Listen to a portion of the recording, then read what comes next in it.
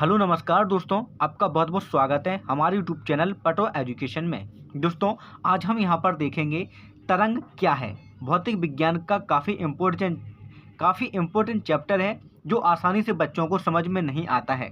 Diagram के माध्यम से आज हम यहाँ पर अनुप्रस्थ तरंगें, अनुदैर्ध्य तरंगें बिल्कुल आसानी भाषा में समझेंगे और आपको कभी भी रटने की जरूरत नहीं पड़ेगी। यांत्रिक तरंगें, आयांत्रिक तरंगें जो आपकी यहाँ पर प्रकार हैं, उनके सभी प्रकारों को देखेंगे।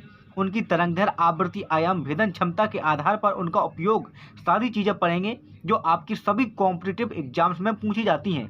इस वीडियो के बाद आपको कोई वीडियो देखने की ज़रूरत नहीं पड़ेगी। तो दोस्तों, चैनल पर पहली बार आए हैं तो चैनल को सब्सक्राइब कर लें और बेल आइकन जरूर दबा लें। आइए दोस्तों, देर ना करते हुए वीडियो चालू करते हैं। तो दोस्तों, तरंग क्या है? सबसे पहले तो हम तरंग क्या है इसको देखते हैं। तरंग एक प्रकार की हलचल है जो ऊर्जा को एक स्थान से दूसरे स्थान पर ले जाती है। लेकिन जो कण होते हैं जो ऊर्जा का स्थानांतरण करते हैं, एक स्थान से दूसरे स्थान पर स्थानांतरण करते हैं, कण अपने स्थान पर ही रहते हैं, सिर्फ दोलन होता है। ठीक है, यहाँ पर आप देख सकते हैं इस डायग्राम के माध्यम से। यहाँ पर जैसे ही अगर हम एक पत्थर पानी में फेंकेंगे तो जो कण होते हैं वो अपने यहाँ पर कंपन करने लगते हैं, अपने स्थान पर कंपन करने लगते हैं। और जो यहाँ पर होता है, एक विक्षोभ यहाँ पर आपको दिखाई देता है। ठीक है, तो ये आपकी क्या है? तरंग है। जो यहाँ पर आप देख रहे हैं उठ रही हैं, ये क्या है? तरंग है। लेकिन कण क्या है? कण अपने स्थान पर ही है। तो वही क्या है? जो एक प्रकार की हलचल उत्पन्न हो और ऊर्जा का स्थानांतरण हो, ऊर्जा क्या हो रही है? आगे की ओर बढ़ रही है, तो वही क्या है? उसमें आपको तरंग कहते हैं। और कण अपने स्थान पर ही रहते हैं। तो यह आपकी तरंग हो गई। तरंग के प्रकार कितने हैं? तरंग दो प्रकार की होती हैं। एक तो आपकी यांत्रिक तरंगें और दूसरी आपकी विद्युत चुंबकीय तरंगें। यांत्रिक तरंगें वे तरंगें होती हैं जो किसी यंत्र के माध्यम से उत्पन्न की जा सकती हैं, मतलब इनके लिए माध्यम की जरूरत पड़ती है। और विद्युत चुंबकीय तरंगें वे होती हैं जिनको माध्यम की जरूरत नहीं पड़ती। अब यहाँ पर माध्यम क्या हो सकता है? ठोस, द्रव या गैस, इन तीनों माध्यमों में से कोई भी माध्यम हो सकता है। ठीक है, अब एक एक करके हम इन दोनों तरंगों को देख लेते हैं सबसे पहले, और फिर विद्युत चुंबकीय तरंगों की बात करेंगे। तो सबसे पहले आती हैं यांत्रिक तरंगें।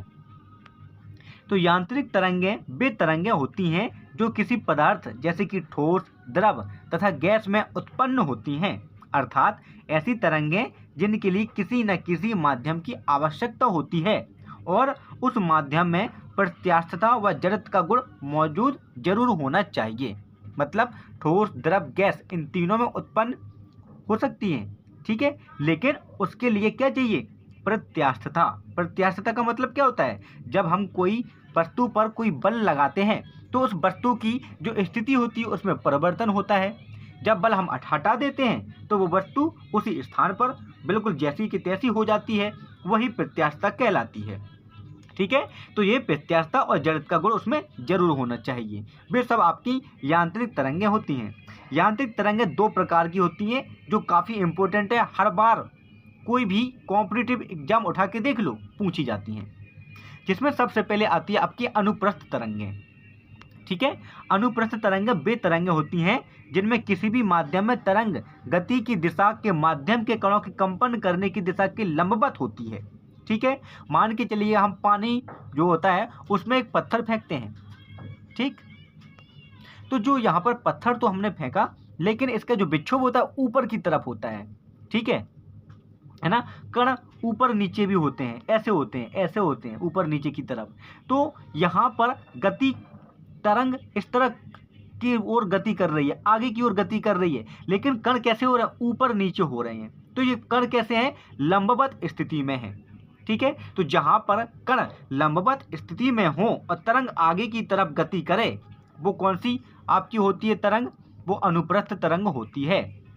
और यह अनुप्रस्थ तरंग केवल द्रवों के भीतर और गैसों में उत्पन्न, जो आपकी अनुप्रस्थ तरंग होती है जो केवल ठोस में और द्रव के ऊपरी सतह पर उत्पन्न होती हैं, ये द्रवों के भीतर और गैसों में उत्पन्न नहीं होती हैं। द्रवों के ऊपर आप लोग पत्थर फेंकते हैं पानी में, तरंग उत्पन्न होती है, लेकिन अंदर क्या ये तरंग उत्पन्न हो सकती है? बिल्कुल नहीं उत्पन्न हो सकती है। इस तरंग में दो चीज़ों को आप लोग और समझ लीजिएगा। दो तीन चीज़ों को। ठीक है, सबसे पहले तो यहाँ पर आप लोग समझिएगा, जो ऊपरी हिस्सा होता है इसको हम क्या कहते हैं, सरंग कहते हैं, और नीचे वाले हिस्से को क्या कहते हैं, गर्त कहते हैं। और दो तरंग के बीच की जो दूरी होती है इसको ही तरंग धैर्य कहते हैं। क्या कहते हैं, तरंग धैर्य। और अब आती है आयाम। तो जो यहाँ पर माध्य स्थिति इसकी जो हो जाएगी, माध्य स्थिति से जो ऊंचाई होती है वो क्या कहलाती है, आपकी आयाम कहलाती है। ठीक है, माध्य स्थिति से जो आपका ऊपर तक पहुंचते हैं उसको आयाम कहते हैं, ऊपर तक की ऊंचाई उसको क्या कहते हैं, आयाम कहते हैं। आवृत्ति क्या होती है, एक सेकंड में, ठीक है, जो कण जितना कंपन करते हैं उसको उसकी आवृत्ति कहते हैं। और यही आवृत्ति, ये क्या है, आपकी आवृत्ति है, ये आपकी आवृत्ति है। इन्हीं आवृत्ति के आधार पर आप लोगों की जो तरंग दैर्घ्य होती है वो कंप्लीट होती है। अगर आवृत्ति अधिक होगी तो तरंग दैर्घ्य कैसी होगी, कम होगी, और तरंग दैर्घ्य ज़्यादा होगी तो आवृत्ति कैसी होगी, अधिक होगी। दोनों एक दूसरे की अपोजिट रहती हैं, और इन्हीं के आधार पर आपकी भेदन क्षमता होती है, जो हम आगे देखेंगे। अब देखते हैं अनुप्रस्थ तरंगें। वे तरंगें जो किसी माध्यम में तरंग की गति के दिशा के माध्यम के कणों की कंपन करने की दिशा, ठीक है, जो कण कंपन कर रहे हैं उसी के दिशा की तरफ क्या होती है, यहाँ पर वो गति करते हैं। जैसे कि यहाँ पर आप देखेंगे स्प्रिंग वाली जो स्प्रिंग होती है ना, उसको आप खींचेंगे तो उसी दिशा में उसके कण भी गति करेंगे, उसी दिशा में वो खींची भी जाएगी। तो वो कौन सी होती है, आपकी कौन सी होती है, अनुदैर्घ्य तरंगें होती हैं। ठीक है, अब आती हैं आयांतरिक तरंगें। आयांतरिक तरंगें जिनको हम विद्युत चुंबकीय तरंगें भी कहते हैं। ये वे तरंगें होती हैं जिनके संचरण के लिए माध्यम की जरूरत नहीं होती है। ठीक है, इनमें प्रकाश तरंगें, रेडियो तरंगें, एक्स तरंगें, ये सारी तरंगें आपकी आती हैं। इसमें सबसे पहले आपकी जो तरंग आती है मेन इंपॉर्टेंट है गामा किरणें, यहीं से आपके क्वेश्चन बनते हैं। गामा किरणें जो होती हैं ये इनकी आवृत्ति सबसे अधिक होगी और तरंग दैर्घ्य कम होगी। ठीक है, मतलब इनकी ऐसी आवृत्ति होगी, बिल्कुल पास पास में जल्दी जल्दी आवृत्ति बनेगी, और तरंग दैर्घ्य बहुत कम बन रही है। ठीक है, अब इनकी आवृत्ति जितनी भी अधिक होगी तरंग दैर्घ्य उतनी कम होगी। ठीक, तो इनकी भेदन क्षमता सबसे अधिक होगी। यहाँ पर आप देख सकते हैं, बस ऐसे ही याद कर लेना है। यहाँ पर देख सकते हैं जिनकी आवृत्ति सबसे अधिक तरंग दैर्घ्य सबसे कम होती है, यह अधिक ऊर्जा वाली होती हैं और इनकी भेदन क्षमता अधिक होती है। इसकी खोज बैकुरल नामक महोदय ने की है, बिल्कुल याद रखना। तरंग दैर्घ्य 10⁻14 से 10⁻10 तक होती है, आवृत्ति 10⁻20 से 10⁻18 तक इनकी आवृत्ति होती है। ठीक है, अब यहाँ पर इनका उपयोग रेडियोधर्मिता में और नाभ की अभिक्रिया में सबसे ज़्यादा करते हैं। एक्स किरणें भी काफ़ी इंपॉर्टेंट है। इनकी आवृत्ति गामा किरणों से कम होती है, तरंग दैर्घ्य गामा किरणों से अधिक होगी। इनकी भेदन क्षमता गामा किरणों से कम होती है। इस किरणों की खोज रोंटगेन नामक वैज्ञानिक ने की। तरंग दैर्घ्य 10⁻10 से 10⁻8, और जो आवृत्ति होती है 10⁻18 से 10⁻16 तक इनकी आवृत्ति यहाँ पर होती है।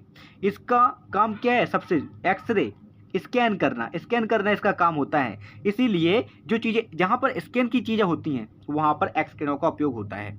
ठीक है, इसके साथ ही यह औद्योगिक चिकित्सा में सबसे ज़्यादा उपयोग में लाई जाती है। इसके बाद आता पराबैंगनी किरणें। पराबैंगनी किरणों की खोज रिटर नामक वैज्ञानिक ने की। इसकी तरंग दैर्घ्य बढ़ जाएगी और आवृत्ति कम हो जाएगी।